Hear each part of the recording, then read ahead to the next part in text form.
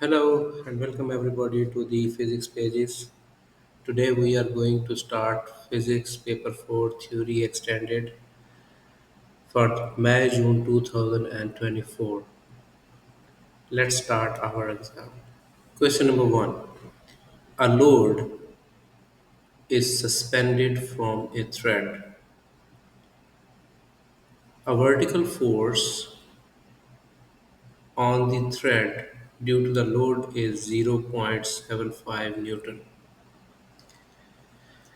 Before we start for the first part A, I would like to talk about the word load. When we use the word load is a type of force, and load suspended by the string is actually representing the weight of the object. So here we will consider load as a weight, and you know that weight is always directed toward the earth because it is the force of gravity that is heading toward the ground, and it is a vector quantity. We have to represent that it is a vector quantity.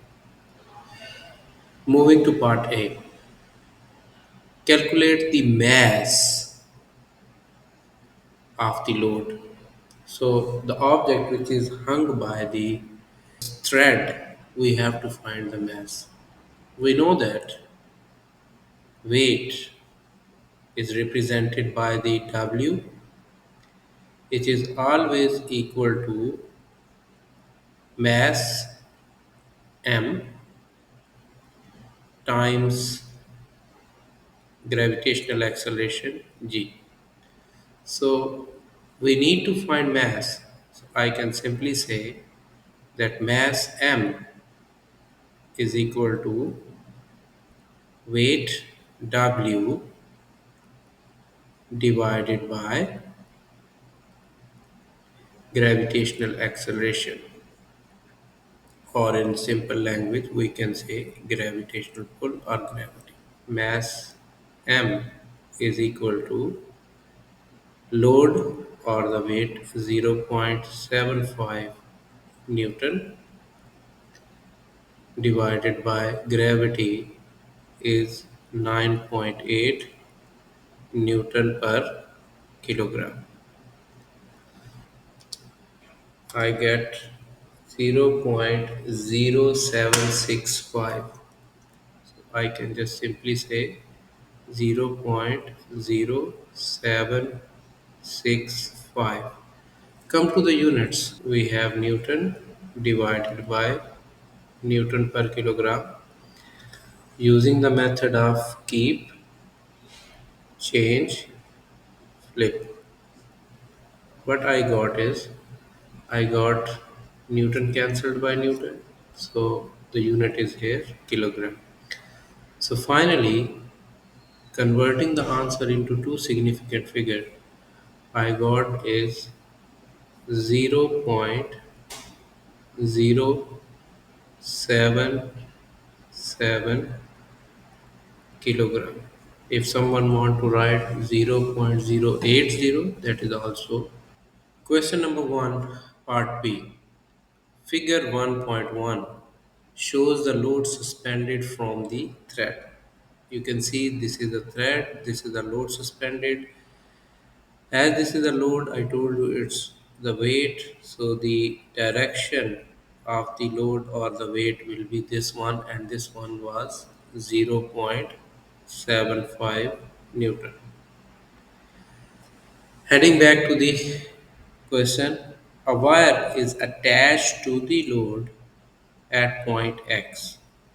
This is the point X where we are going to attach the wire and pulled horizontally to the right. So we have to attach a wire, and this wire should be pulled horizontally. This one, this is wire in horizontal direction. The tension in the wire is 1.2 Newton.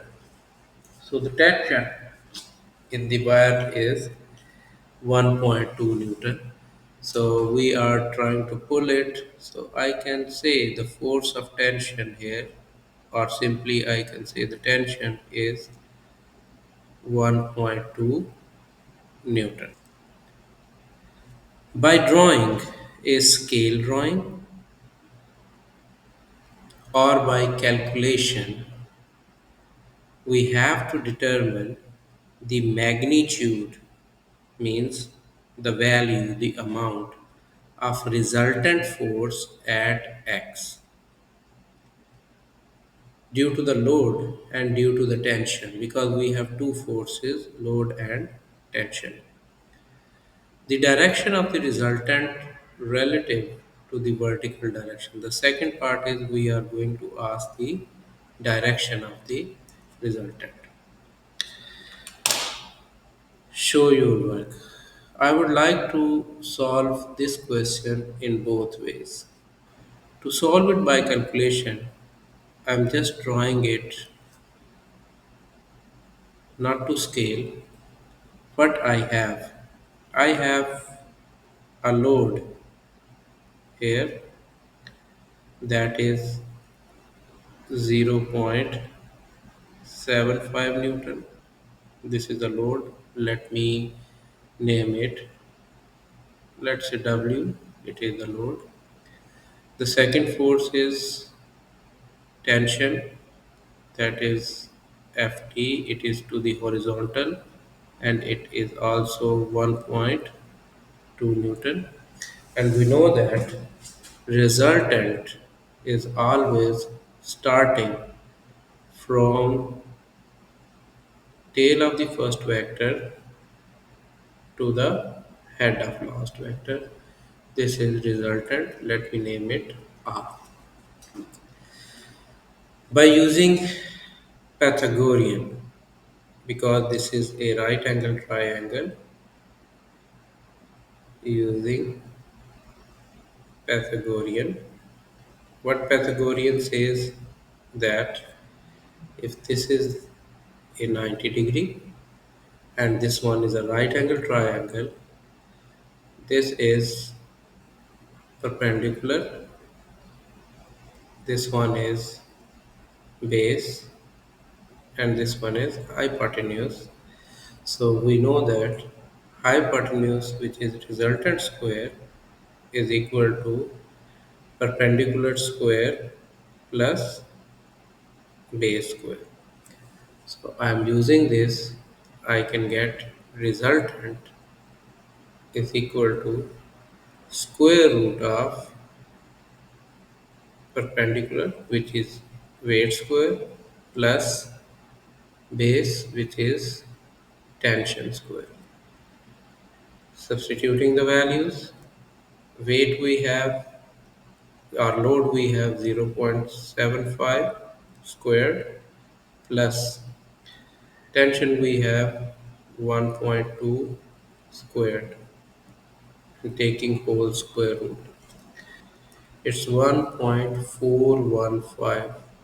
R is equal to 1.415, and because this is a force, so I can say this is magnitude is 1.415 Newton, and here I can simply write in two significant figures 1.4 Newton. The same question asks us for the direction. To find the direction, we know that direction with the horizontal is always found by tan theta. Tan theta is always equal to opposite over adjacent. Opposite is W, adjacent is tension. So I can simply say that theta is equal to tan inverse. Opposite I got 0.75 over tension is 1.2. I can simply say 32 degree But this 32 degree is with horizontal. With horizontal. What does it mean? So if this is the horizontal axis, this is the vertical axis. So this one is 32 degree. And in the question it was asked with the vertical. So I need this one with the vertical. So I can use 90 minus 32. So this one will be, but with the load or the vertical, with vertical it can be 90 degree minus 32 degree, that goes to 58 degree. So this one is our final answer. I am going to use scale drawing.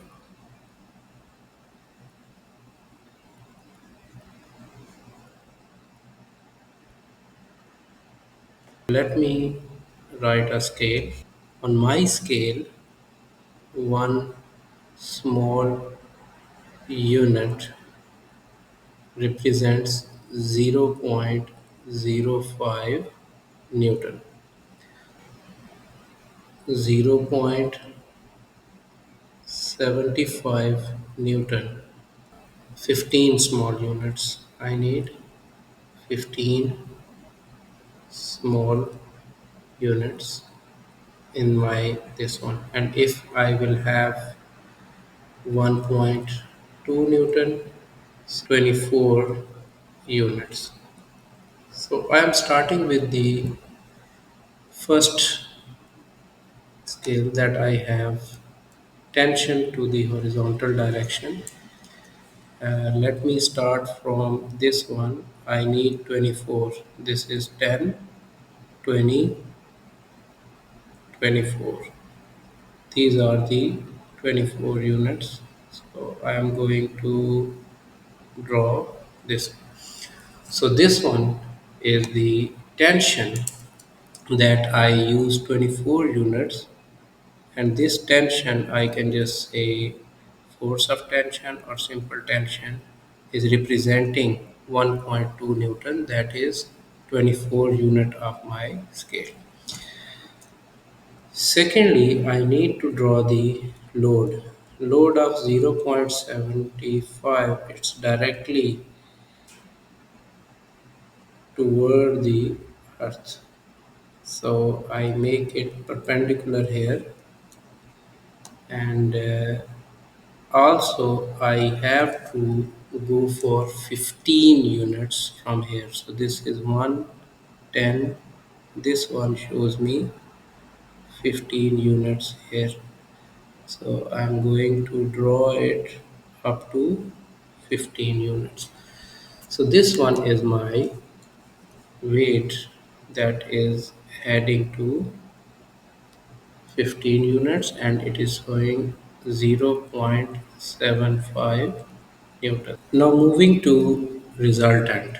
So for resultant, I have to start from tail of the first vector because I already joined the head and tail of the first and second vectors.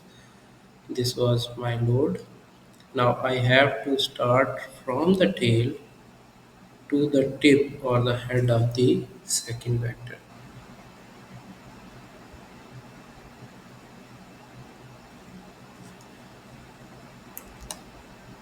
This one is my resultant,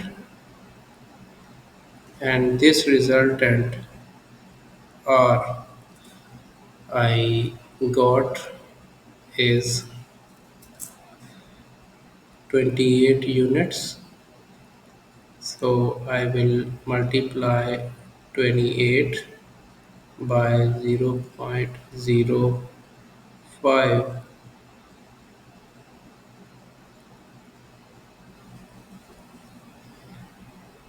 It gives me 1.4 Newton. So this is 1.4 newtons. and this angle from this one is 32 degree, but the question was asking us about vertical angle. So angle with the vertical is this one, so that will be 90 minus 32, and angle is 90 minus 32 degree, that goes to 58 degree. So this is 58 degree. So my required results are the same. 1.4 Newton is the result. Magnitude and direction from the vertical is 58 degree. Moving to question number 1, part C. Forces. We have two forces here, but generally we are talking about forces may produce changes in the size, the value, and shape of the object. State two other, except this size, the amount, and the shape. State two other changes that forces may produce. Before I go for the final answer, I just want to tell that a force can change in direction. If you are moving to the right, it may change to the left, to upward, downward. Secondly, it can change speed. It can be both speed and direction. When change in speed with the direction, we know that it is velocity. And if this speed is changing, we can also say that this is acceleration. And we can also name it when we have in a circular path object is moving, we can say this is movement of force. And lastly, we can also say there is a change in speed with the mass, so it can be momentum. So there are a lot of things that can change with the change in when we change the force. So force can change. So here I would like to write any of these two things. I can start with the first two. Let's say it can change the direction. The forces can change speed or velocity or movement or momentum or acceleration. Question number 2, part A. Define acceleration. In common language, we use the word acceleration for speeding up or slowing down. Whenever an object is increasing the velocity or it is decreasing the velocity, we say that it has acceleration. But in scientific way, we say it's the rate of change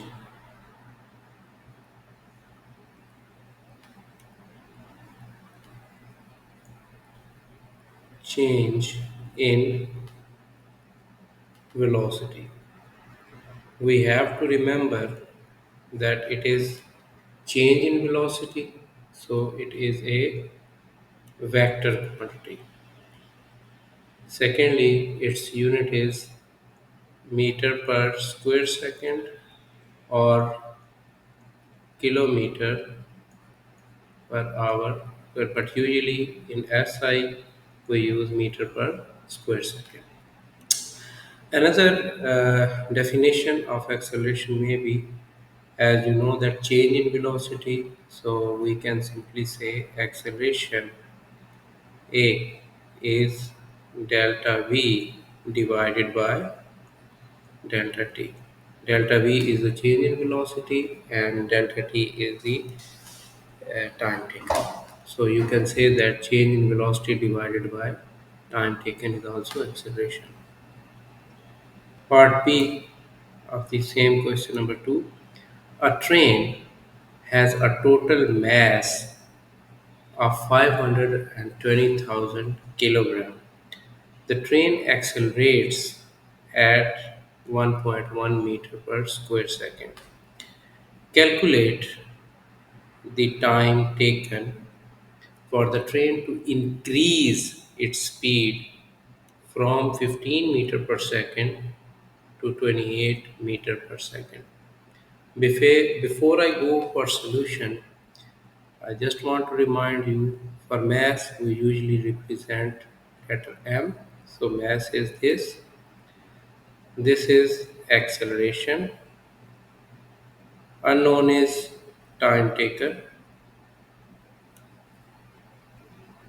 Velocity or speed changes from, so u is initial speed, v is final speed. We are asked to find time taken. The relationship we have is, as I wrote, acceleration is rate of change in velocity. So I will just write A is equal to delta V divided by delta t. When I need to find time taken, I will rearrange this equation as delta t, the time taken, is equal to delta v over acceleration, change in velocity over acceleration. Now, change in velocity or change in anything, we usually consider it as final minus initial. So, time taken will be equal to final speed minus initial speed over acceleration. Just substituting the values, time taken will be final speed is 28 meter per second minus 15 meter per second over acceleration is 1.1 meter per square second. 28 minus 15 is 13 and unit is meter per second because it is change in speed over 1.1 meter per square second. So first of all, I'm going to solve numerical values. 13 divided by 1.1 I got is 11.818. So this is 11.818. Now I move to units as I have meter per second divided by meter per square second. Keep, change, flip. So meter cancels by meter, second cancel by 1 second. So the unit of time is second. So I will write second. Converting this into two significant figures, the total numbers or digits are 5 here. Two significant digits are until this. So it is 11.8 that can be rounded to 12 seconds.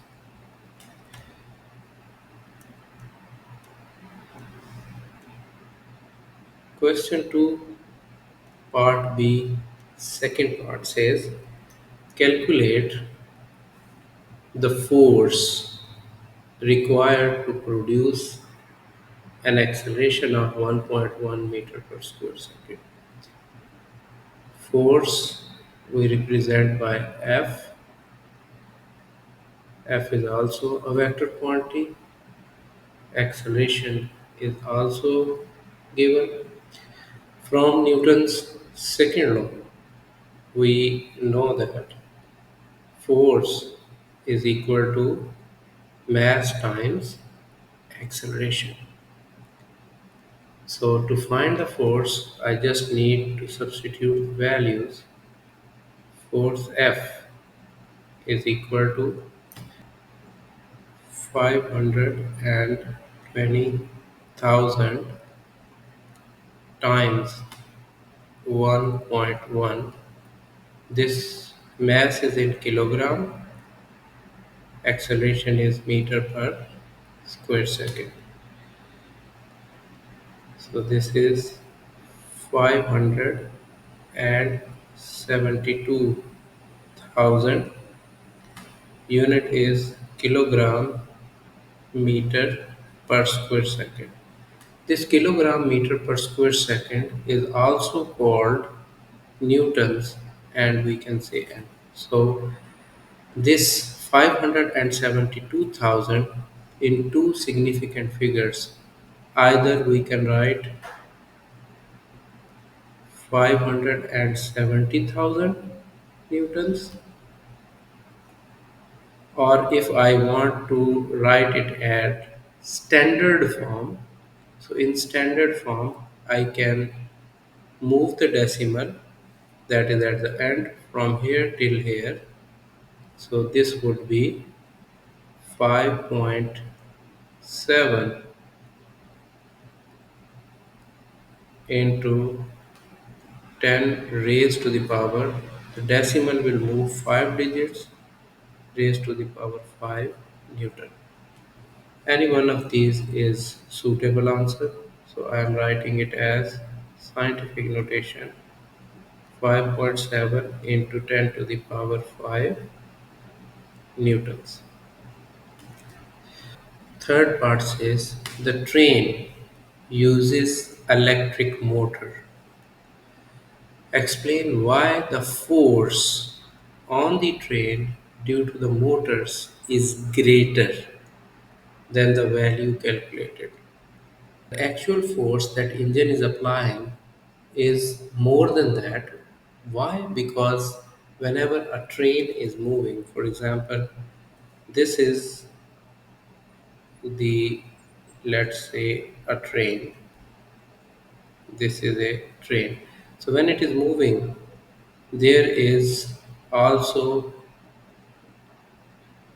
many forces, that may be air resistance that train need to overcome. That's why the shape of the train is fast moving train like bullet trains is usually a nose tape like different planes, you can say, or the rockets.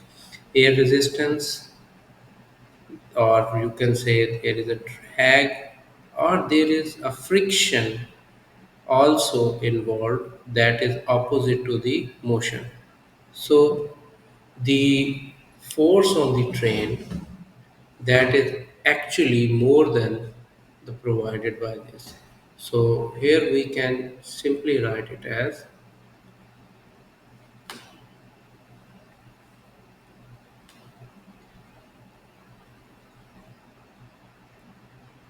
to overcome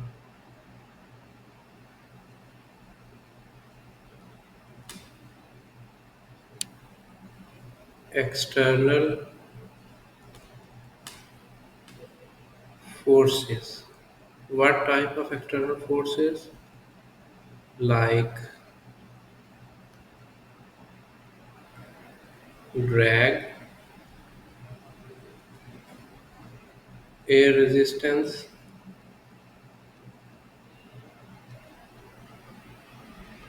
or you can say friction.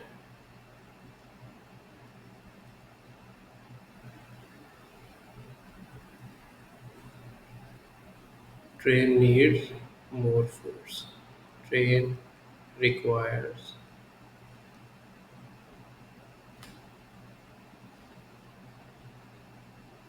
you can say, extra force. So here I would like to erase this. Question number 3.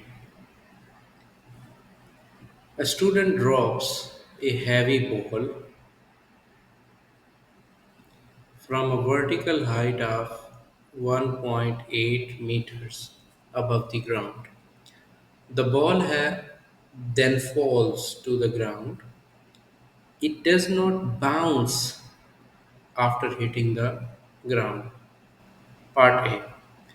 Describe the transfers of energy of the ball between stores from when the ball begins to fall and when it reaches the ground. The situation here is like this. This is the height, this is the ground. We can simply say this is 1.8 meter.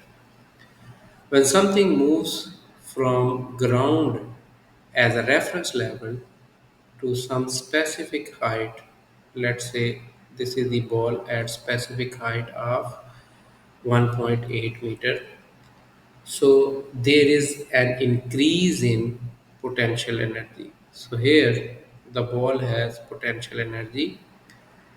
When someone is holding this ball, there will be no kinetic energy in this ball because it's not moving. But as the ball dropped and it moves down, its speed increases. When its speed increases, it means that its kinetic energy increases, and same way potential energy decreases because its height from the ground is decreasing. On the other hand, we know that from law of conservation of energy, the total energy remains same. So potential energy is reducing as the ball moves down, and kinetic energy is increasing because of the law of conservation of energy, and also due to increase in speed, kinetic energy increases and potential decreases. When it's almost going to hit the ground, here at this point, the ball will not have any type of potential energy, and this potential energy is totally converted into kinetic energy before hitting to the ground. But once it hit the ground, this kinetic energy can be converted into thermal energy or maybe sound energy or in some other form of energy. But still, the total energy will be the same as it started from the top of that building. At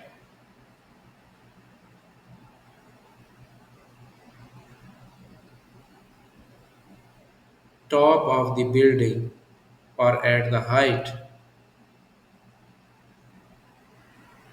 ball contains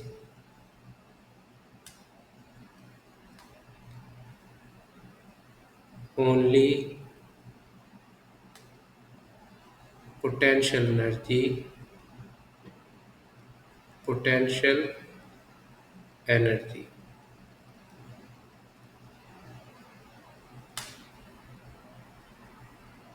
due to height from the ground, due to height above the ground.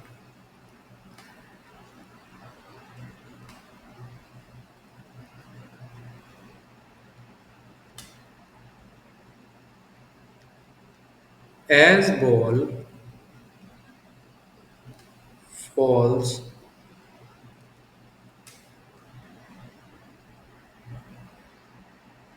speed increases, due to which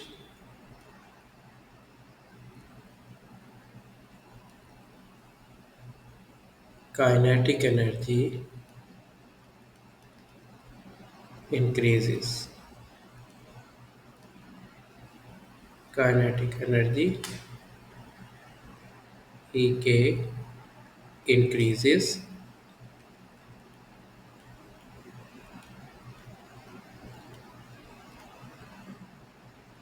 but potential energy reduces likewise. On hitting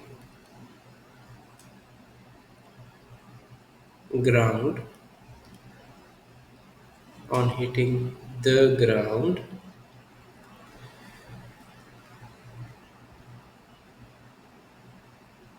kinetic energy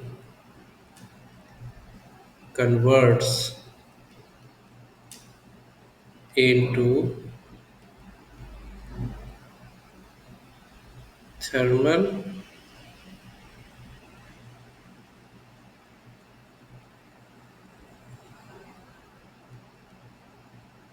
or sound. I should prefer to write here thermal, sound, or other forms of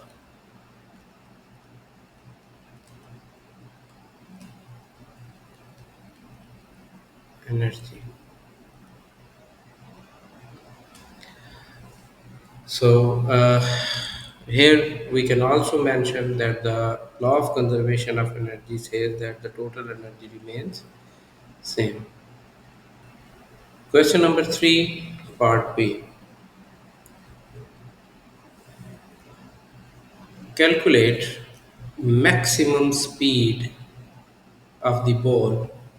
We have to ignore resistance because resistance affects it. So make the system ideal, we ignore the resistance. Show your work. I want to get back to the diagram. This is the initial position and this is the height above the ground. I can just simply say the height above the ground is 1.8 meter. The ball initially is here and then it falls and reaches to the ground here. Here initial speed was 0, final speed is to find. So I can just simply say from law of conservation of energy what we have, total energy is same,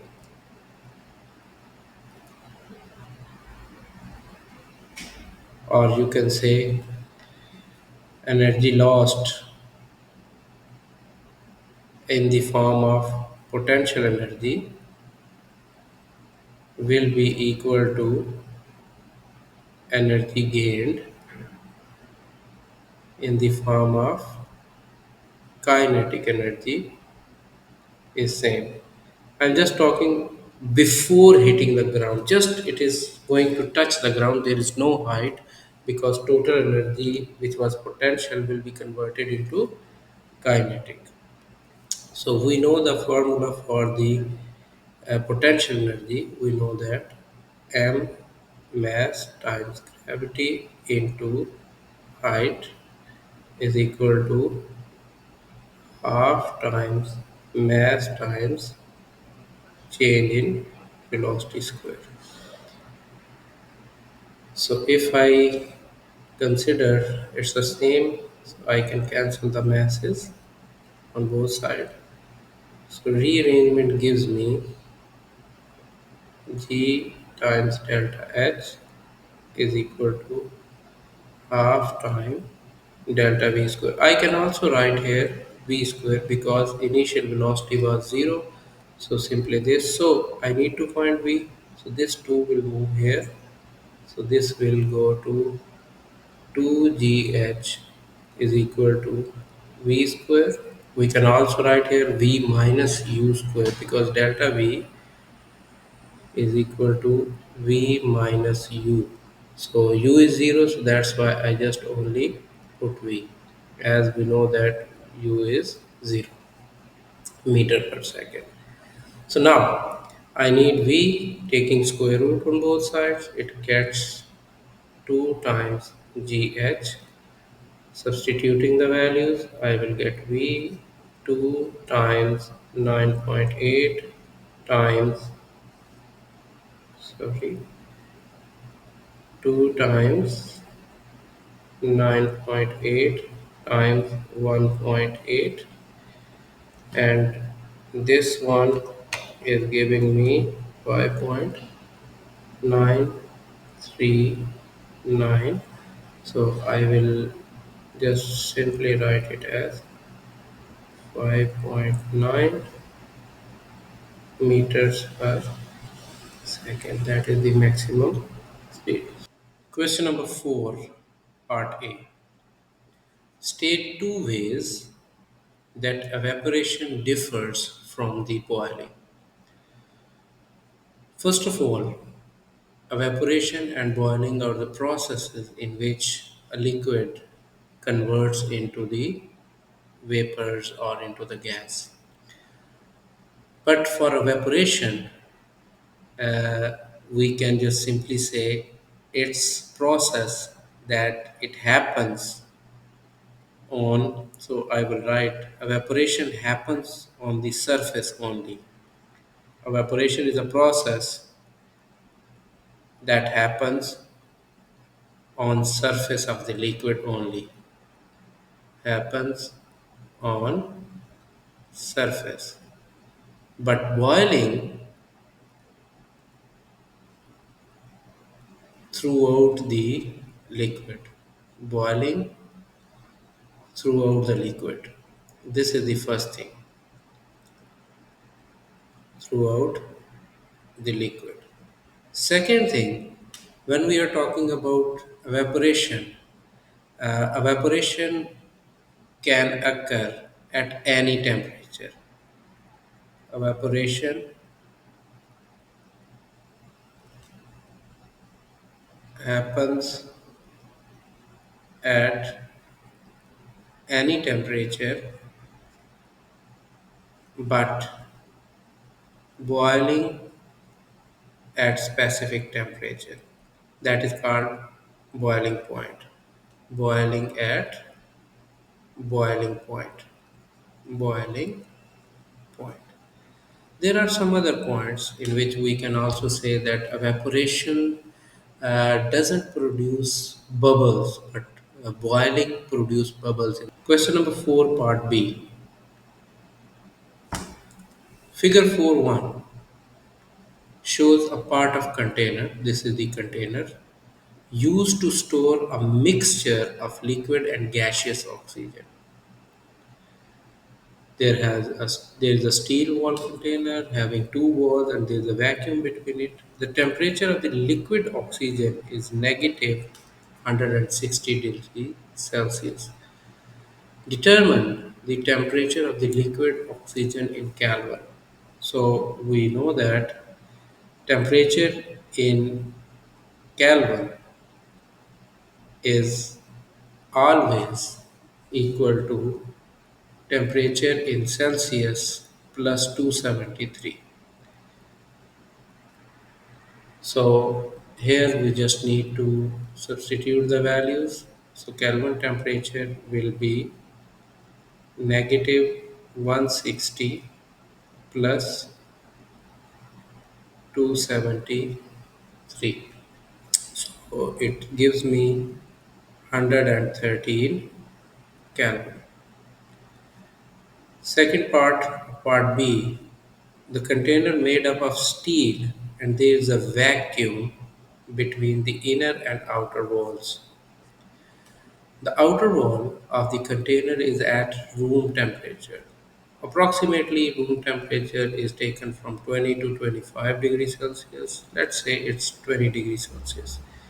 State two methods of thermal energy transfer that a vacuum prevents.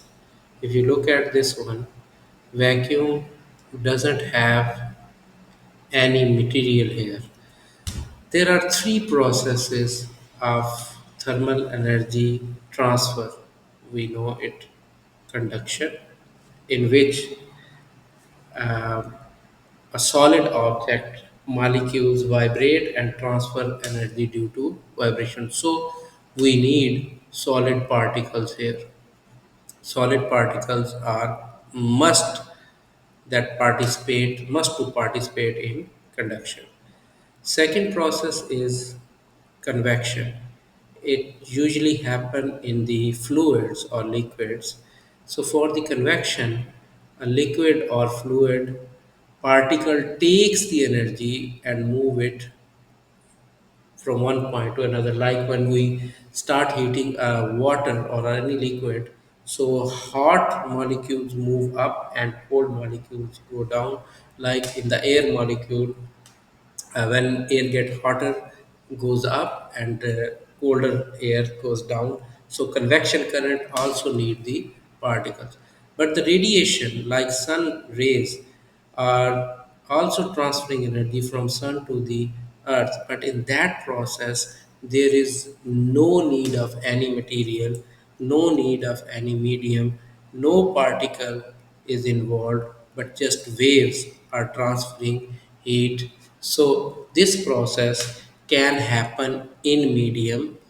So in vacuum, sorry, in vacuum, only radiation is the main source to transfer heat. But conduction and convection is a process in which particles are needed. So here, this portion of the container has the vacuum in which conduction and convection are impossible as a heat transfer. Only radiations can transfer. So this can allow only radiations to pass from one wall to another wall. So our question was similar to this. We have to mention two energy transfer that vacuum prevents. So vacuum can prevent conduction process and also it prevents convection process. Part C.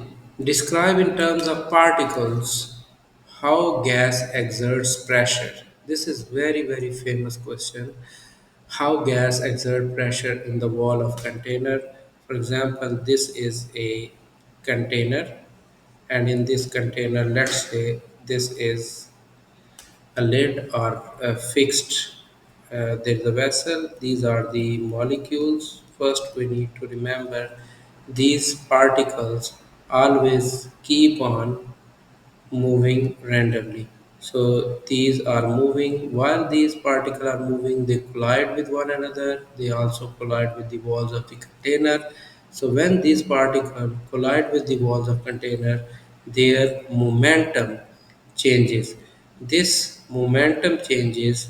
So with the time, so change in momentum with the times, we call it rate of change in momentum is equal to the force applied. So these particles, when they hit to the walls of the vessel, they apply a force because of the change in momentum, and we know that force applied per unit area is creating pressure.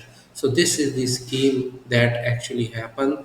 So we can just simply start with particles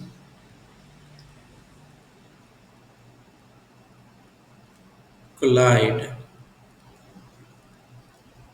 with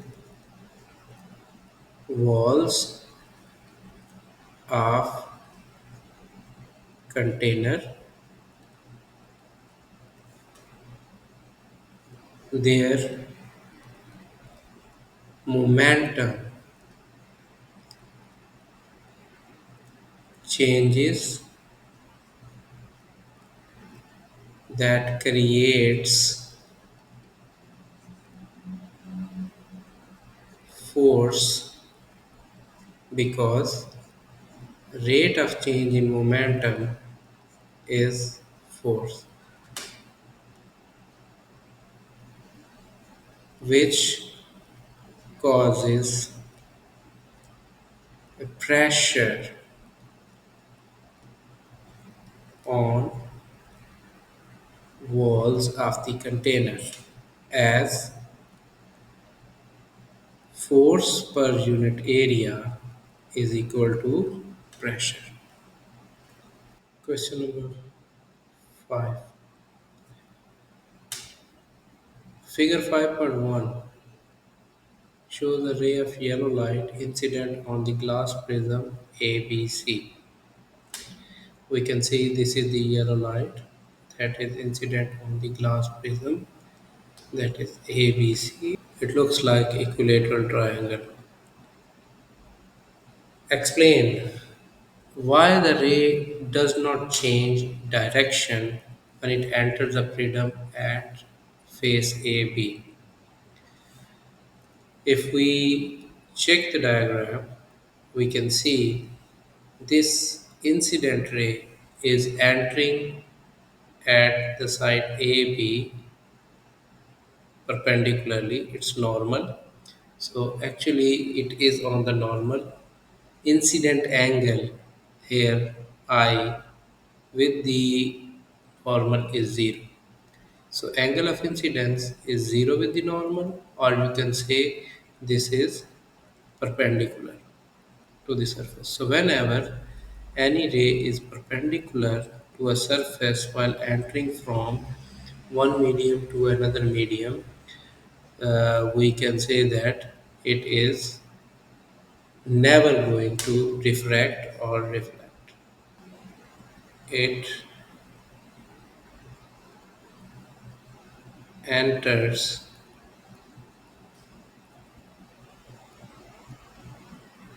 perpendicularly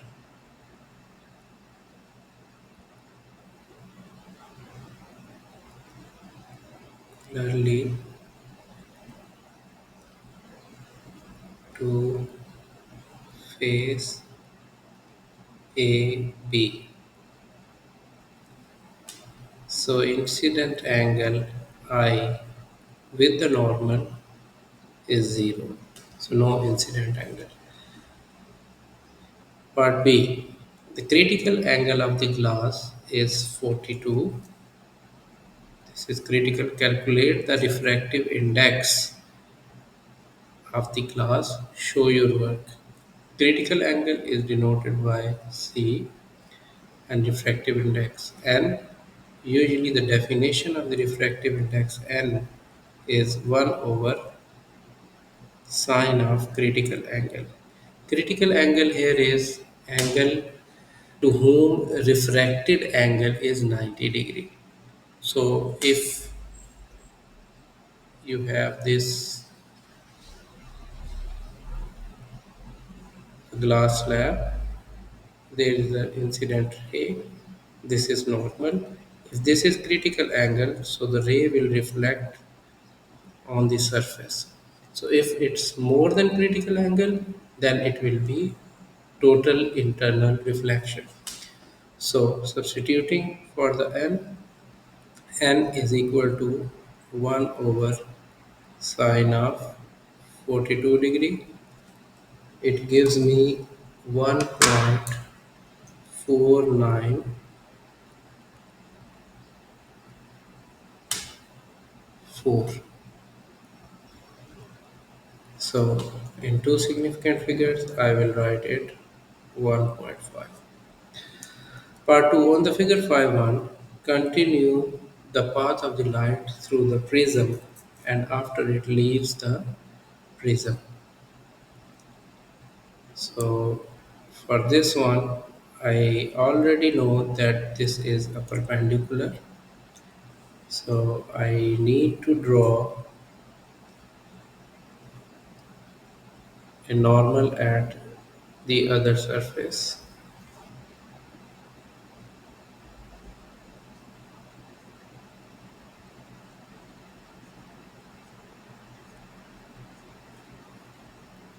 This is normal.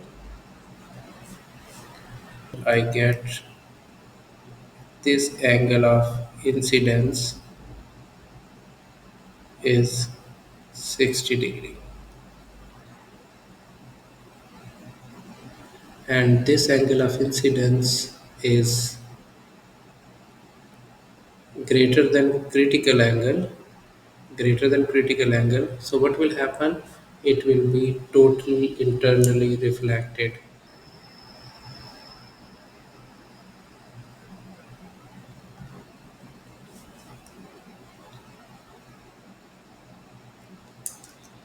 So this will be the reflected ray. This angle will also be the reflected angle, 60 degree. And when this ray is perpendicular, so it will pass straight. So there will be no deviation on this surface because it is also making 90 degree to this one.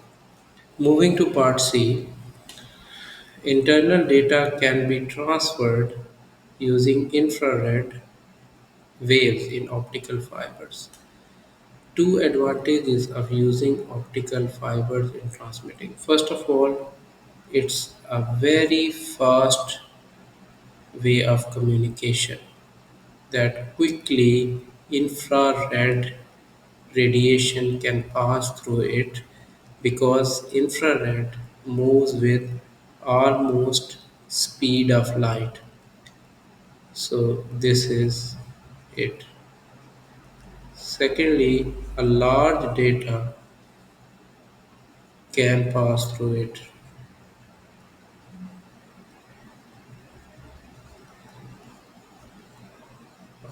Data. Also,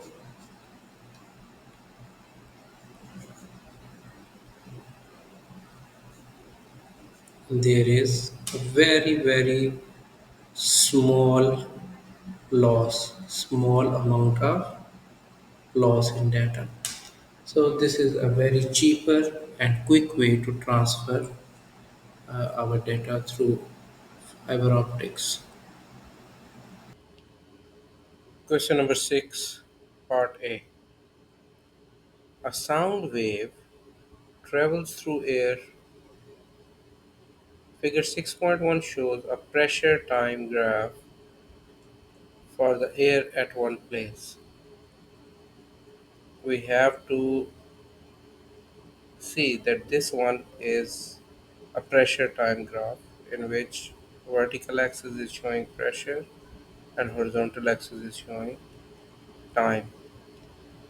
Whenever we have a sound wave, we know that a sound wave travels in the form of, you can say, in the form of compressions and rarefactions.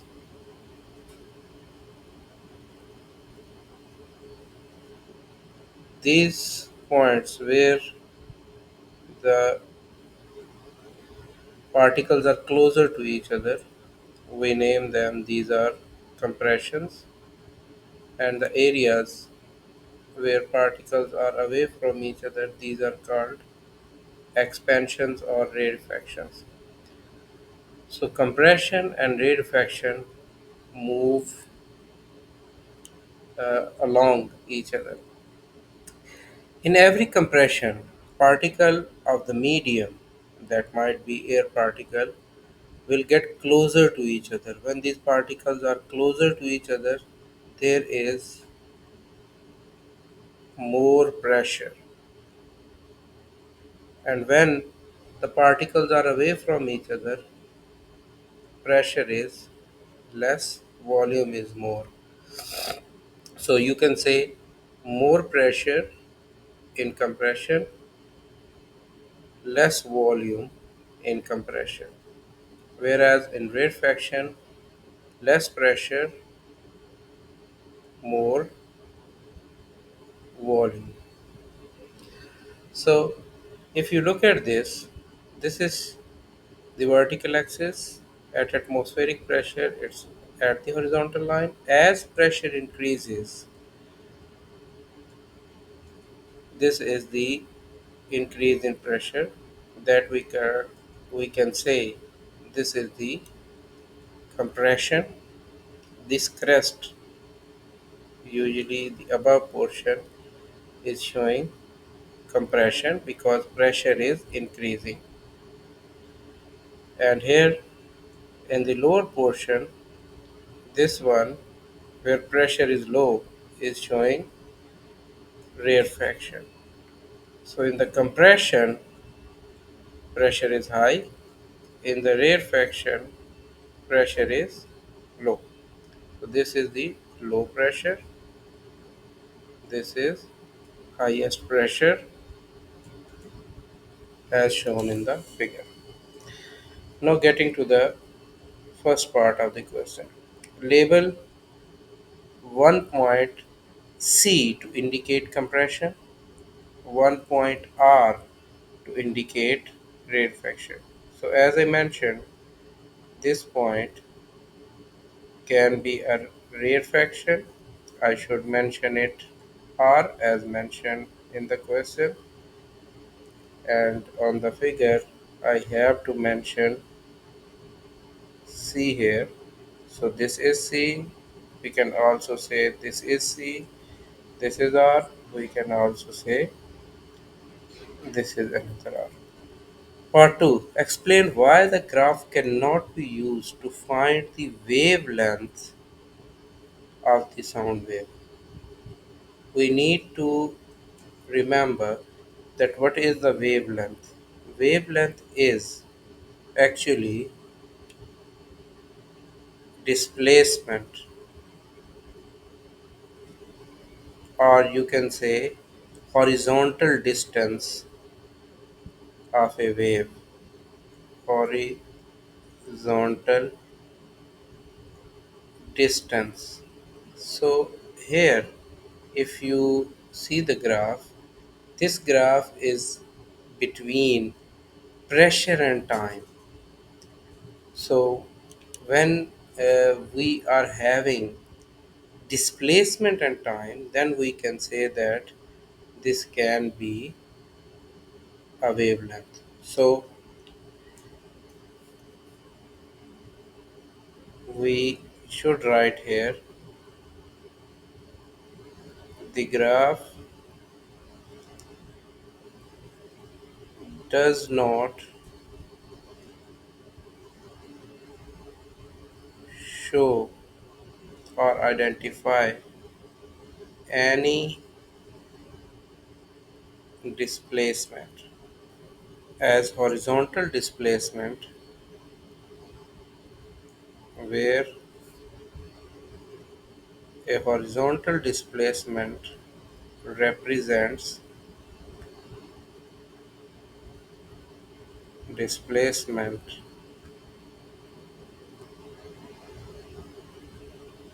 of wave is wavelength.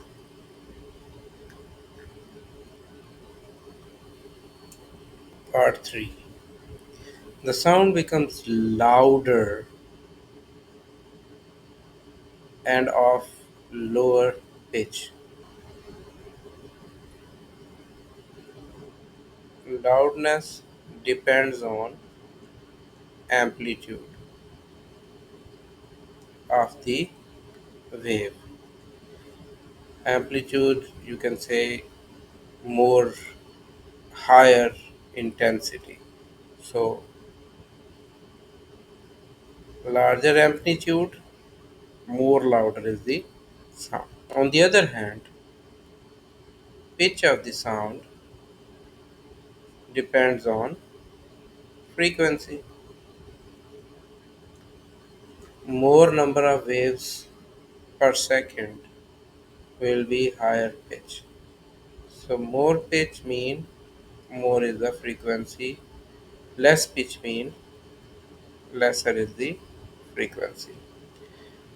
So in this part, state what happens to the amplitude of the sound when sound is louder.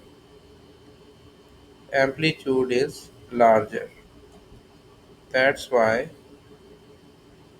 sound is louder. Amplitude is larger, or you can say increases. Amplitude is increased. Sound is louder. Louder.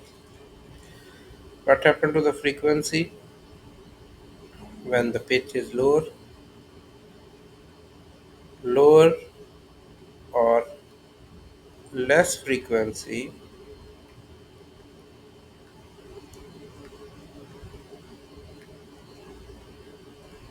means lesser pitch or lower pitch. Question number 6, part B. A sound of frequency 13 kilohertz. We know that K stands for kilo and kilo means 1000. So 13 kilohertz means 13,000 and frequency is usually represented by alphabet F. Is transmitted through water. The speed of the water is 1500 meter and speed is represented by V. Calculate the wavelength of the sound and wavelength is denoted by lambda.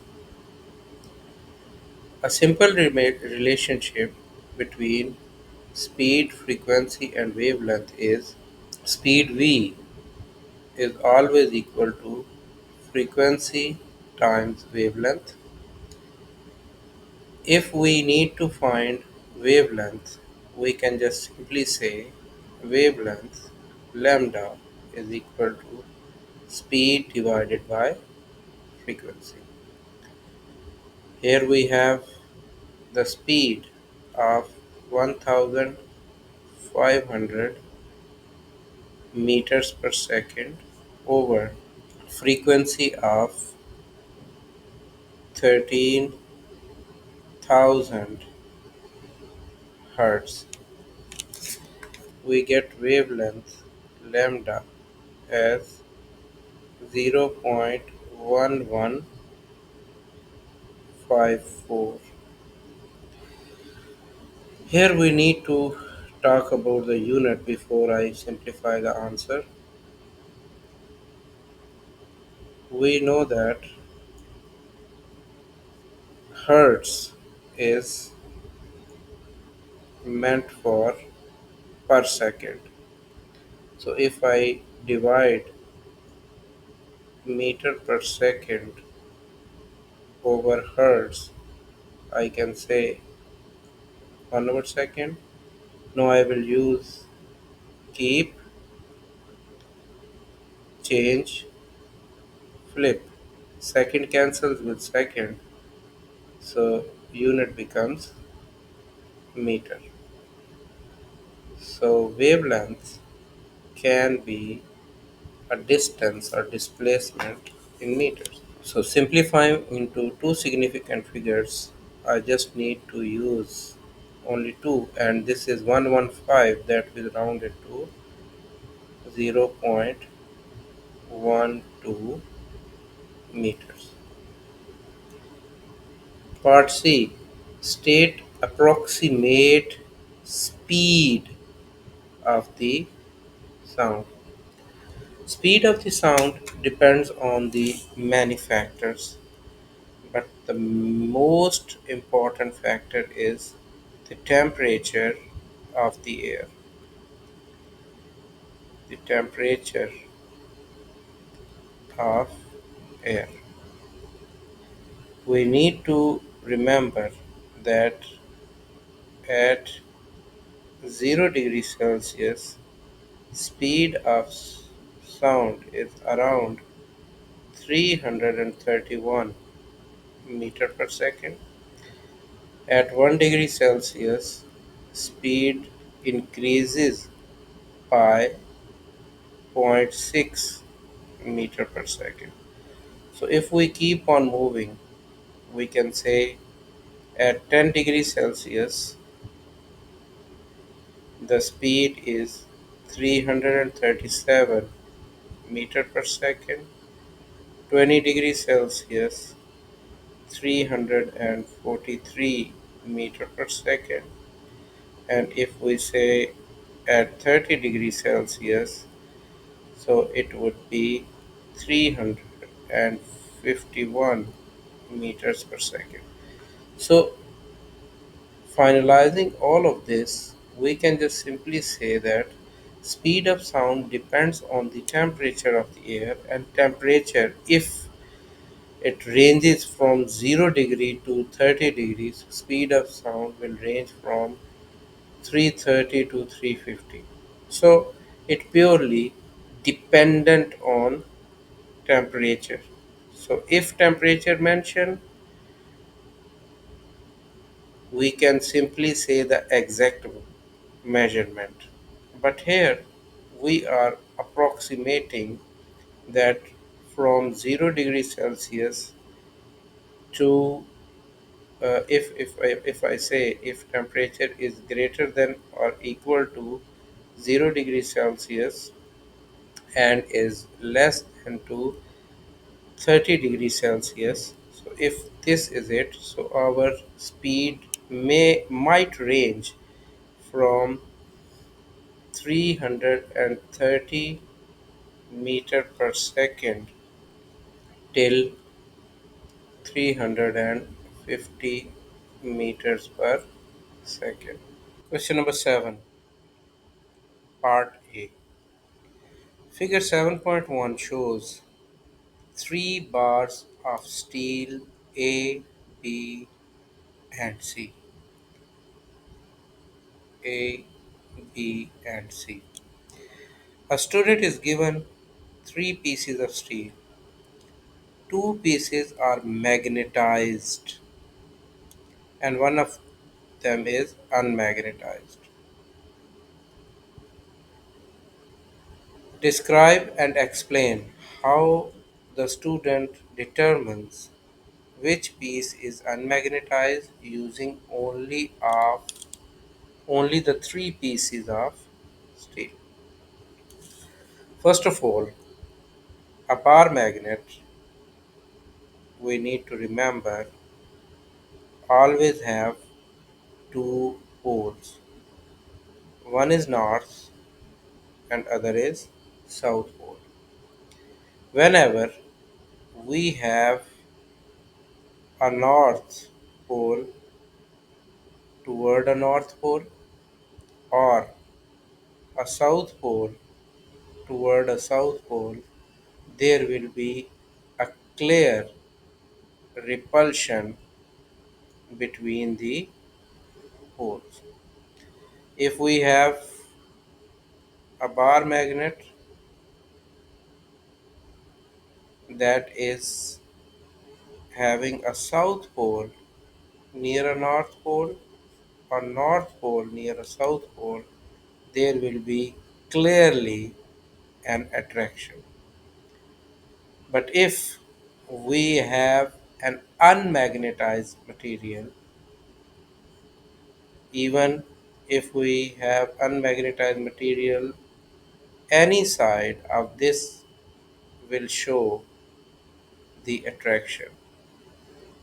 It will not show any repulsion because this unmagnetized material will be attracted toward any of the pole of a magnet.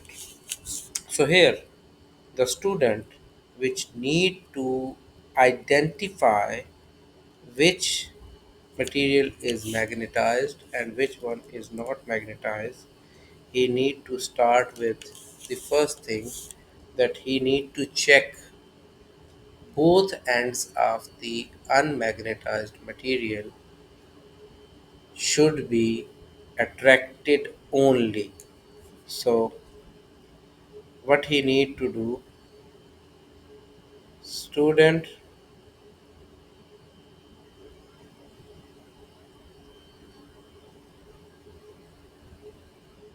need to check both sides of materials or the magnets materials, that is steel bar, steel bars, one by one.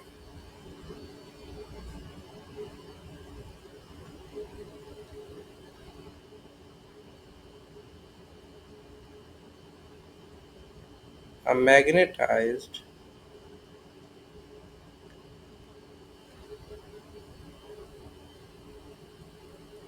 material, or you can say the magnetized materials, will show attraction from one end and repulsion from other end.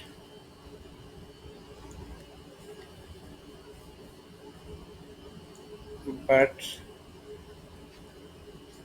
an unmagnetized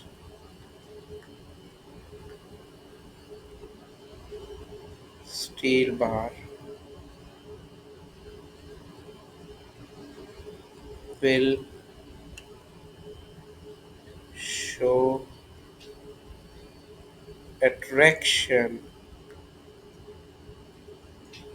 from both sides, attraction at both ends only. This all is due to arrangement of the domains inside the magnetic materials. That domains always have two poles, uh, that is north and south poles. Part B. Figure 7.2 shows a circuit diagram of a step-down transformer. Step-down transformer is a transformer that shows output voltage less than input voltage. So here is another thing, that the number of coil number of turns in primary coil are always more. So you can say number of turns in secondary coil are also lesser than number of turns in the primary coil. So this is the schematic diagram. Here is the input with more number of turns and output with less number of turns. Part 1. The main voltage supplied to the transformer is 240 volt. The output power of the transformer is 45 watts. The transformer is 100% efficient. So we just consider that it is 100% efficient. There is not a real life transformer that could be 100%. Only ideal transformer can be 100%. What is ideal transformer? In which power input will be equal to power output. So calculate the input current. So here I am going to use the situation for an ideal transformer. For an ideal transformer. Transformer. Ideal transformer says power input is equal to power output. Input power, we can say primary current and primary voltage. So I can say IP VP is equal to IS VS. But here in this question we already have output power. So we don't need this concept. We can simply write it as IP Vp is equal to power output Ps. So here we are going to find the input current. Input current means IP is our concern. So Vp need to move on the other side of equation.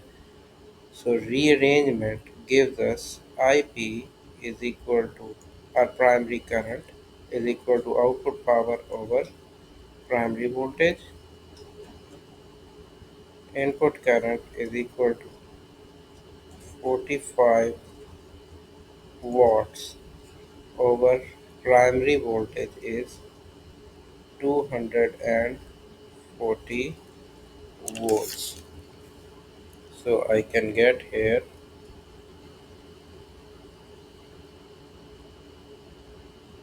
0.1875, and current unit you know that ampere. So I can rearrange it into 0.19 amperes. Part 2. Draw a label diagram of step down transformer.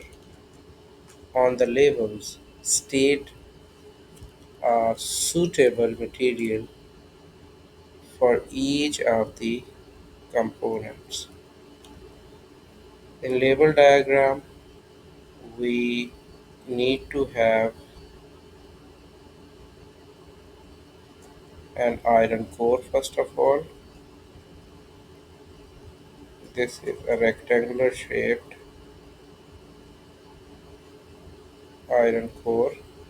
So this one is iron core.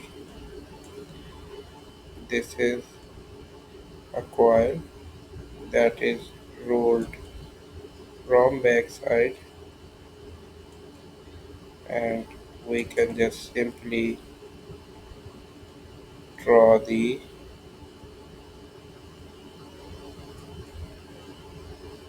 this is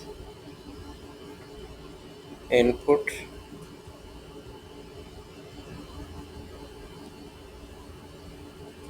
voltage voltage Vp. Here is current IP, and this coil is made up of copper, and this one is output.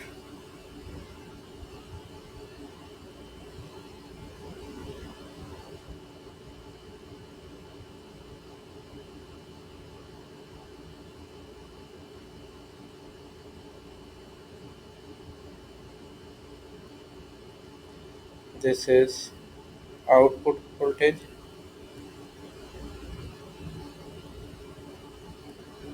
and this one is secondary current. This is also a copper wire.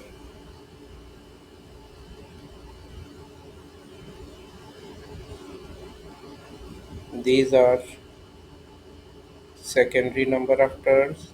These are primary number of turns. Here I would like to mention number of turns in primary coil are more than number of turns in secondary.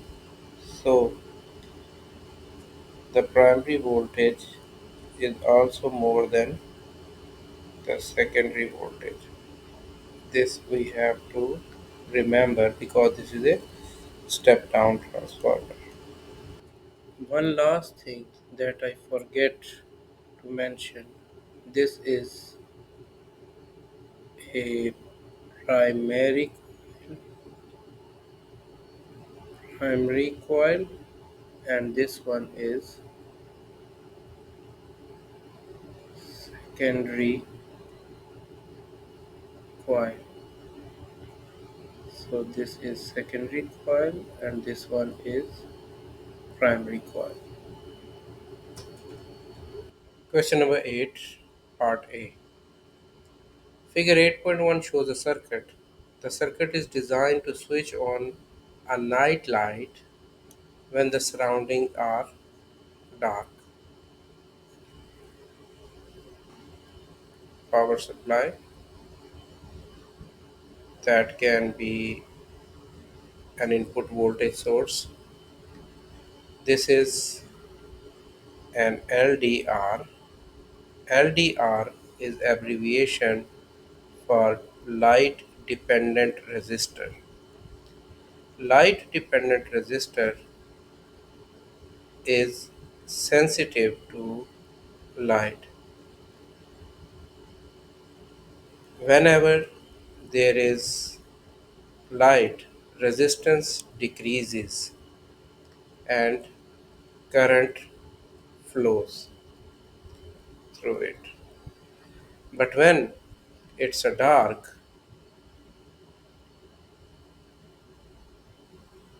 its resistance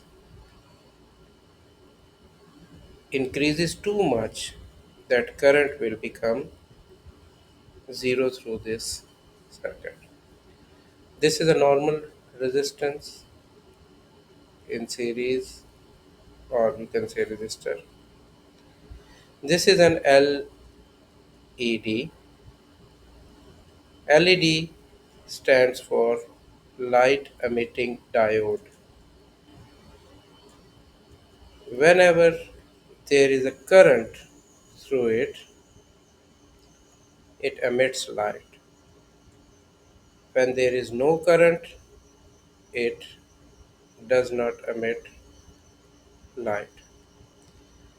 So here in this circuit, whenever current passes through it, gives us the light.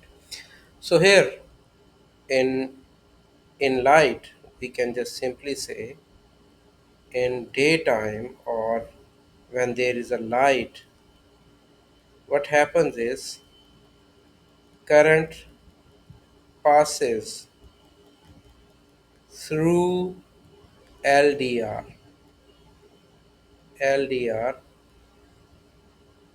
but not through LED. So no light here through LED. In dark or in the night, what happens is the opposite. So in dark, what happens? LDR resistance increases, current bypasses LDR, and LED glows and gives us light. Moving to the part 1.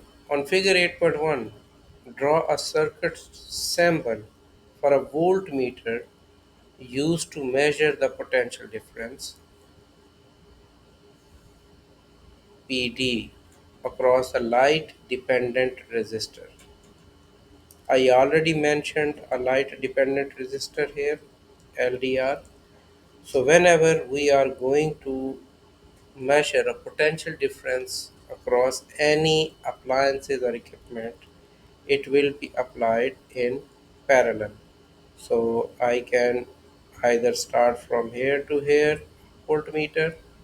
Let me make it, or I can just say in any side, I can just say that this is the voltmeter across the LDR. I can also do it opposite. This will be cross. So voltage or voltmeter is applied in parallel, but ammeter is always applied in series to the component. The surroundings change from the light to dark. From light to dark. State the effect of this change on the resistance of LDR. As I mentioned earlier, that when it's a dark, what happens in dark, resistance of LDR becomes infinite. Resistance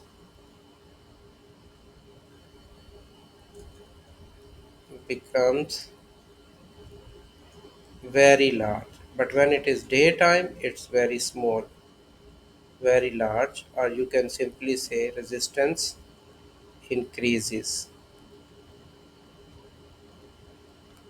In part 2, what do we have? State and explain the effect of this change on the potential difference across the LED.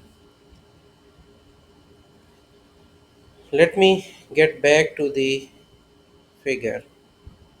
When there is a very high resistance, this is R is high. So what happens is there will be no current here.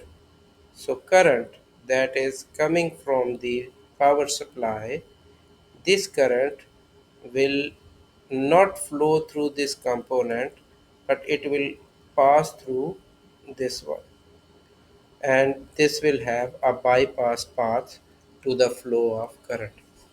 Similarly, when you talk about potential difference, when V is high, when R is high, sorry, potential difference is also high. When potential difference is high across LDR, because LDR and LED are in parallel, so their voltage will be also high. More high voltage across LED mean more current will flow and you will get more light emitted through the diode. So here I would like to mention the change in the potential difference. In dark,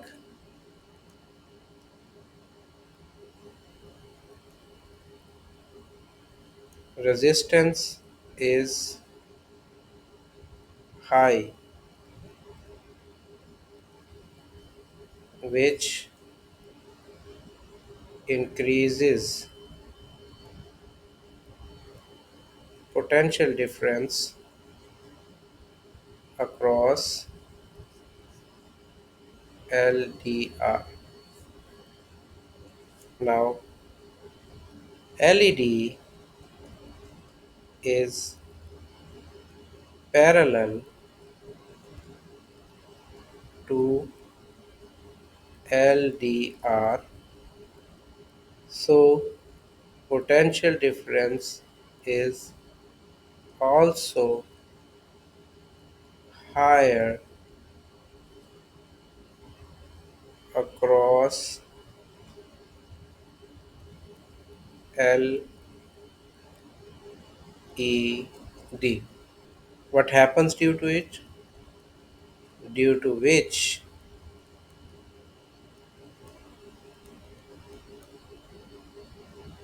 LED will give more light. LED gives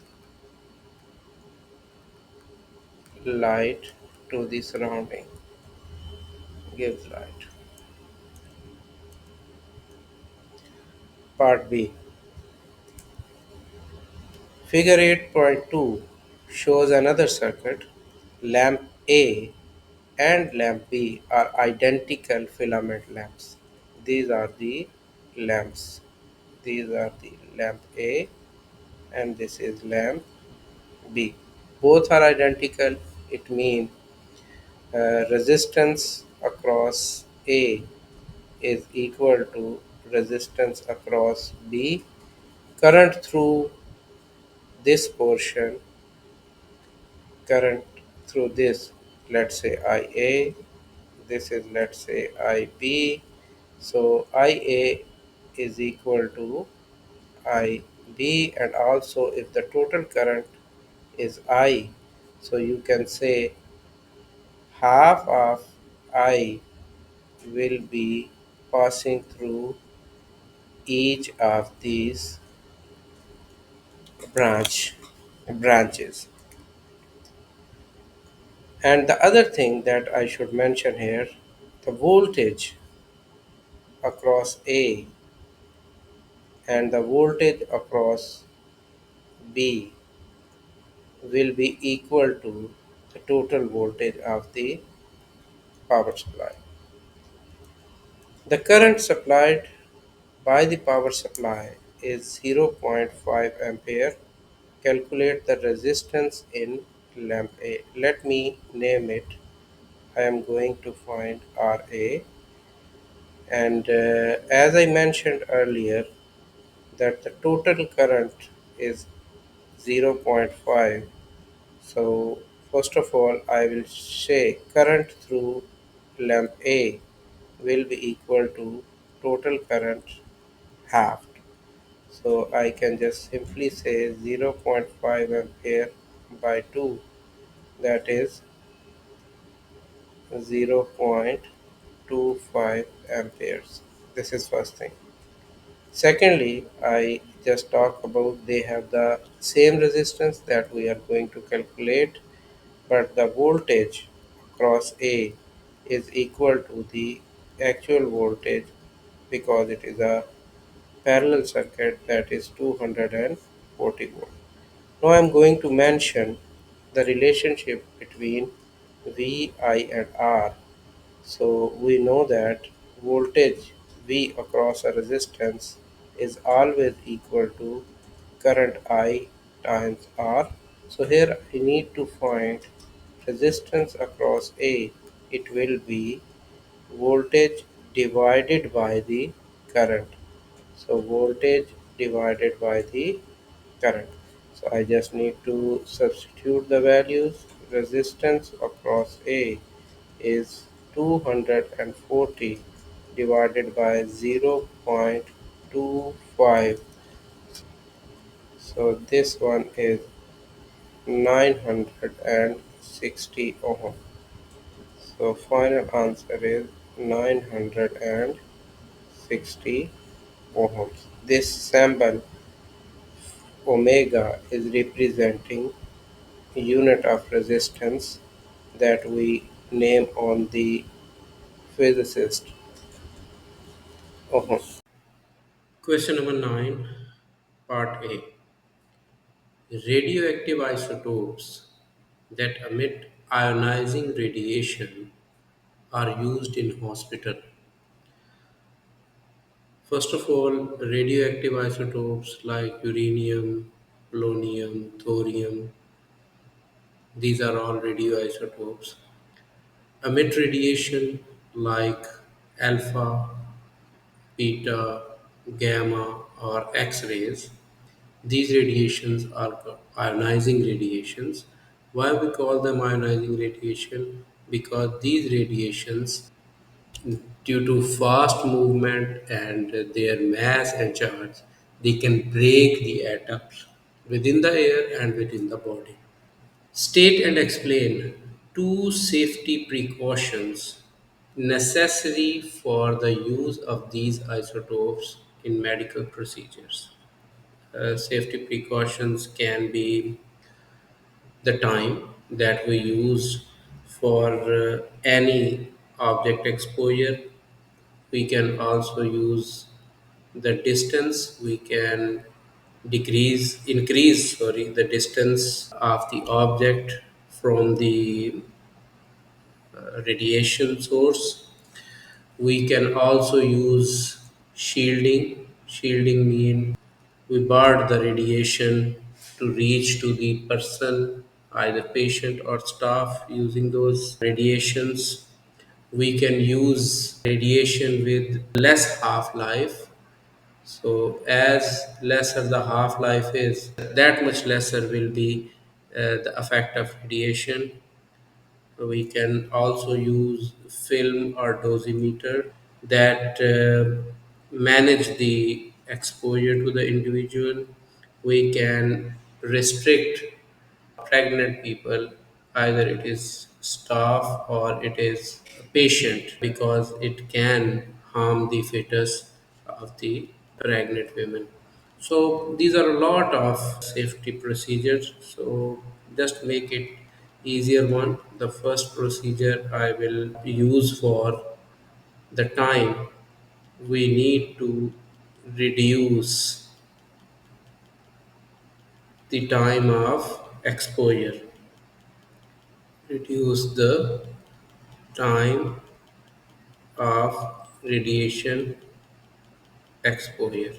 What will happen if you will reduce the time? It will also reduce the amount of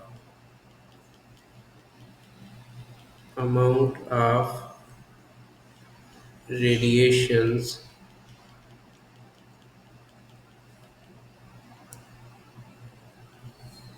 absorbed. When there are less radiation absorbed, so what will happen? Lesser will be effect on the effect on person or part of the object exposed in the radiation. Second one, I can use the distance, I can use the shielding, but I would like here use of radiation with less half lifetime, radiations with less half life. So when radiations are having lesser half life, what it will affect? First of all, lower the radiation amount, or you can say lower the amount of radiation, lower the radiation amount that are exposed to the person, or you can say emitted emitted from patient or source, patient or source, even background radiation we can use it. And also it will having short half life, having a shorter half lifetime, shorter period of time, we can just simply say period of time.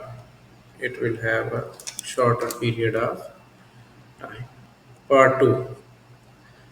Give two reasons why alpha emitters, means alpha particles, are not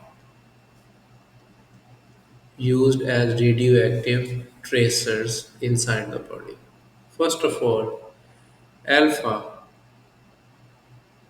particles have particles with high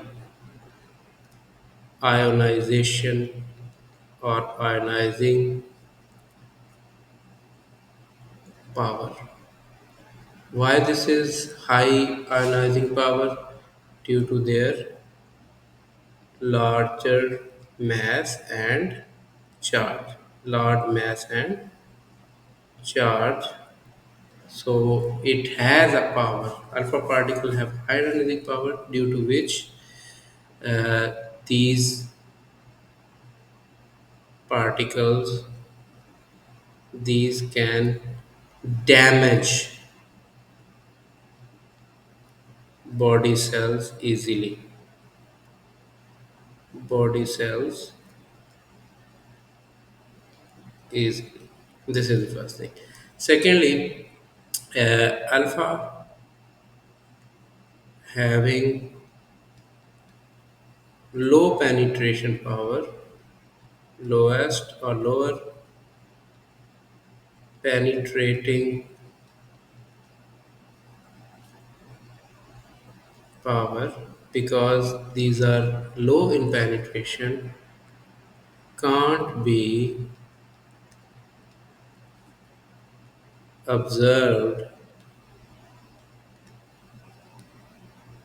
out of the body.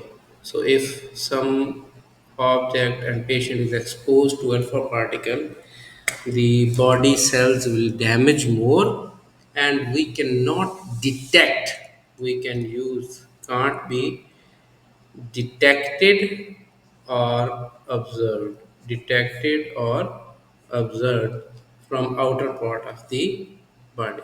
Question 9 part B, we have sodium 24, an isotope of sodium. The symbol of sodium is Na, has a proton number.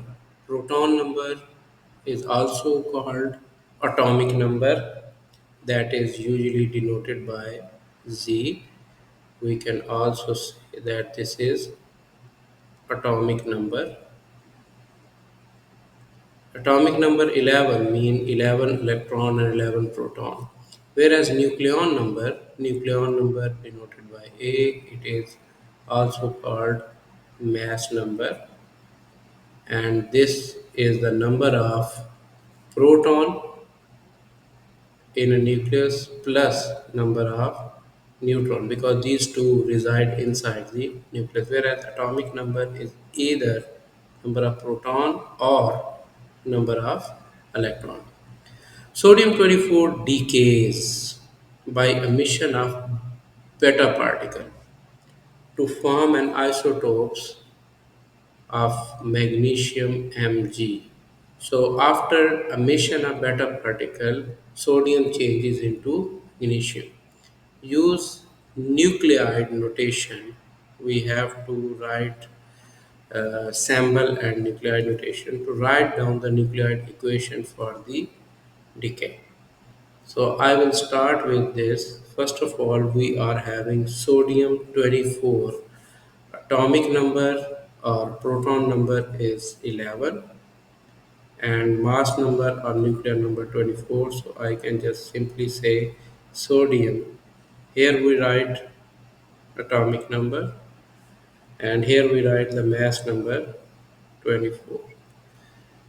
It will emit the beta particle, and after emitting beta particle it changes into magnesium. Here we have to remember beta particle is negatively charged electron, only negative electron. So this is beta particle. So this beta particle is electron emitted by nucleus, emitted by nucleus. Why? By breaking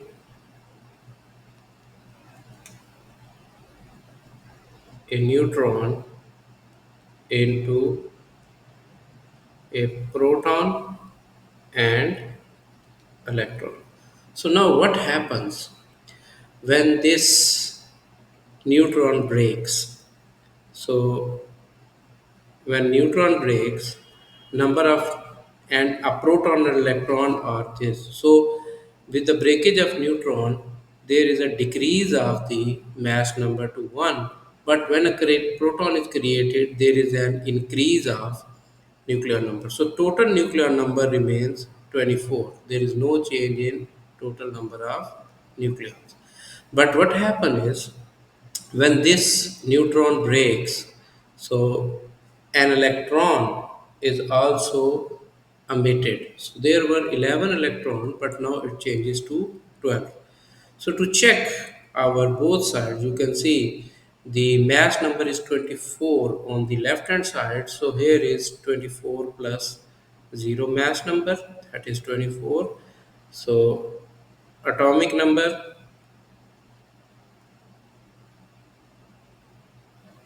Z is, or you can say mass number is same, atomic number is 12 plus negative 1, that is also 11. So both are balanced equations. So our balanced equation, whenever a beta particle is emitted, we have to keep the nucleon number same, but proton number we have to increase by 1. Question number 10, part A. The solar system includes the sun and the planets.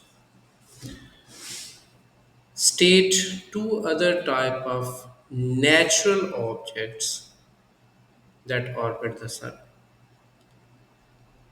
Except planets, our galaxy contains a lot of natural objects and planets that orbit the sun, in which we have asteroids,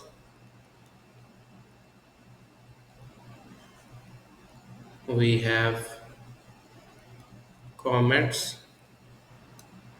meteorites,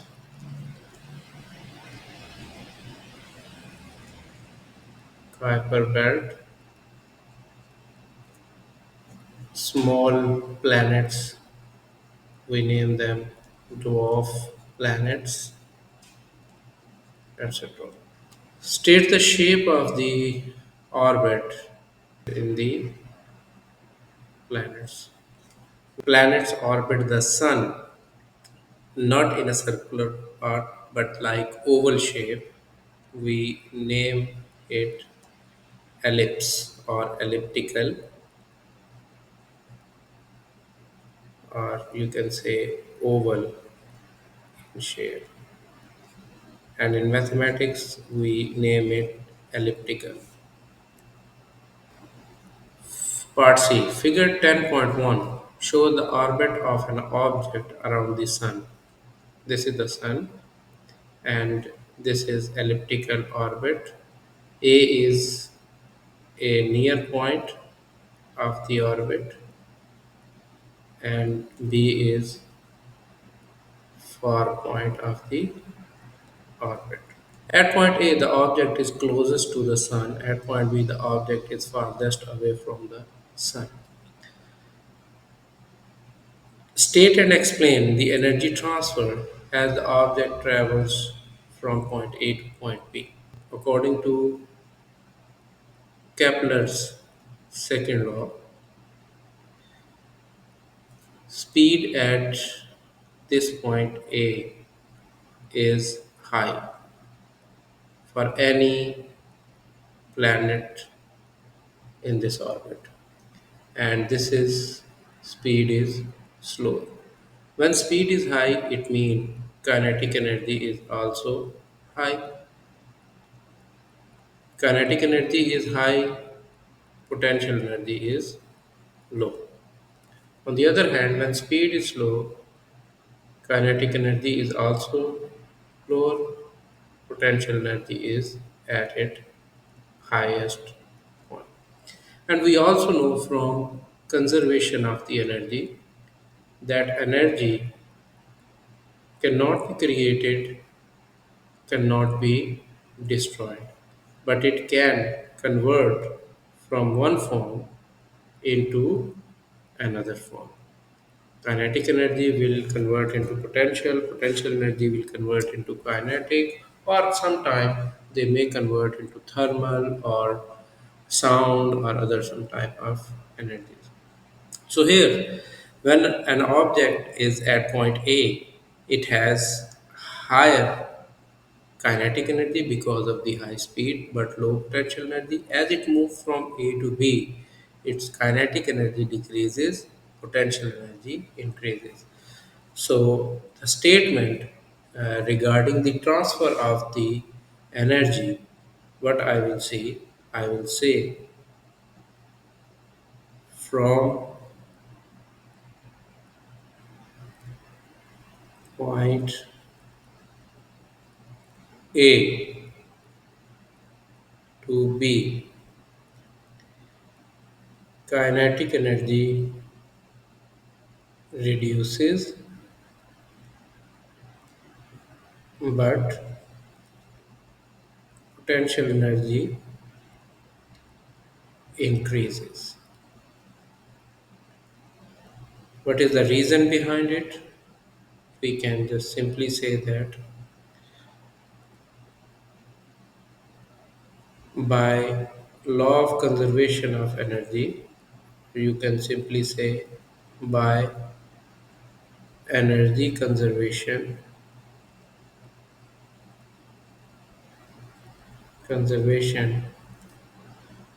energy can't be created or destroyed means total energy remains same, but transfers from one form to another. Part D of the same question. Jupiter is 7.8 times 10 to the power 11 meters from the Sun. This is the distance of Jupiter from the Sun. We can say distance d, or sometimes we use sample for distance s. Any of this is okay. The speed of the light in vacuum is 3.0 times 10 to the power 8, but we are sure about speed or velocity is represented by v. Calculate the time taken. We can say delta t, or you can simply say t here, no problem, for the light from the sun to reach the Jupiter. So we are going to find the time, but I would like to remind you that we know that by the definition of the speed, speed is always equal to distance s divided by the time. So here, if I would like to find time, what should I do? The time would be equal to the time taken, that is distance over the speed. So I can write distance s over the speed v. Just substitute the values. The time taken is equal to distance of Jupiter from the Sun is 7.8 times 10 to the power 11 meters divided by speed of the light through vacuum is 3 into 10 to the power 8 meters per second. The time taken is 2600. I'm sure that the time, because the units are proper, should be second here. But just to have a check, I will just use, we have numerator unit meter divided by meter per second. I will use keep, change, flip. Meter cancels by meter, so I have unit S. So finally, I can write it as 2600 seconds. But if we want to convert into minutes, we can divide it by 60. So it would be in the minutes. I get 43.33 minutes. I can write 43.333 minutes. So I can just say 43 minutes. And if I want hours, I can just divide it by another 60. So in hour, this is 0.72222, 0.72 hours. But it's better to write in seconds, 2600 second. Or we can also write in standard form. We can say 2.6, because the decimal moves from here to here after first non-zero digit, times 10 to the power 3 second, that is kilosecond. 2.6 into 10 to the power 3 seconds. Question number 11, part A. Name the galaxy that contains the sun. It means our galaxy, and we are very well aware that it is Milky Way. Milky Way galaxy. The closest to our galaxy is Andromeda, and there are many galaxies in the universe. Universe is so vast. Part B. Light observed from the distant galaxies is redshifted. Redshifted is very important word. It shows that wavelengths of the light emitted from the different distant stars is having increased, have been increased. So redshift means the wavelength is stretched, increased. State the theory of the universe that this observation supports. We know that this theory of the universe is Big Bang theory, and the concept of the expanding universe is taken from the Big Bang. And redshift is the phenomena where the light waves are stretched and shifted toward the red end of the spectrum as they move away from the observer. It also indicates that these galaxies are moving away from us. This observation also aligns with the Big Bang theory's prediction that the universe was once in a much smaller, denser state and has been expanding ever since. So, I would like to write here the theory of Big Bang.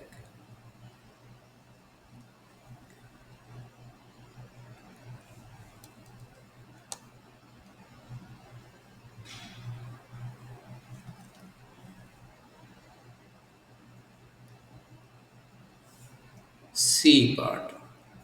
Cosmic microwave background radiation CMBR is observed all points in the space. State when this radiation was produced. We can say this radiation produced right after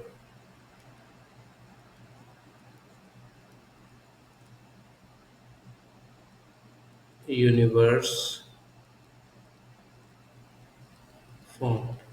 When our universe was formed, it was right after the formation of universe.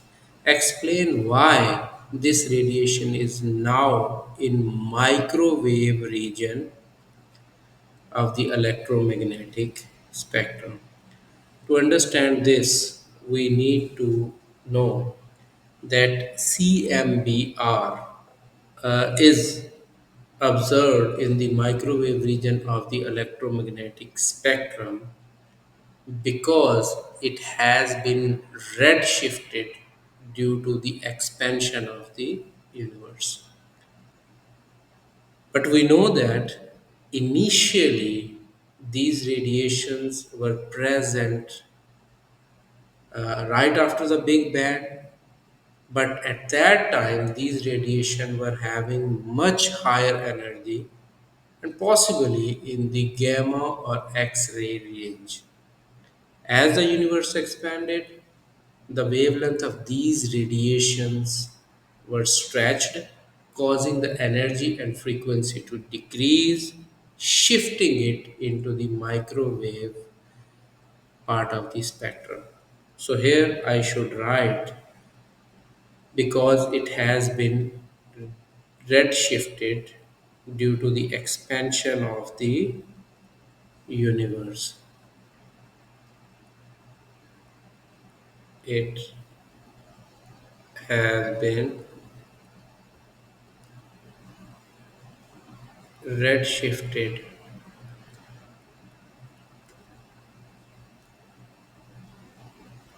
due to expansion of the universe.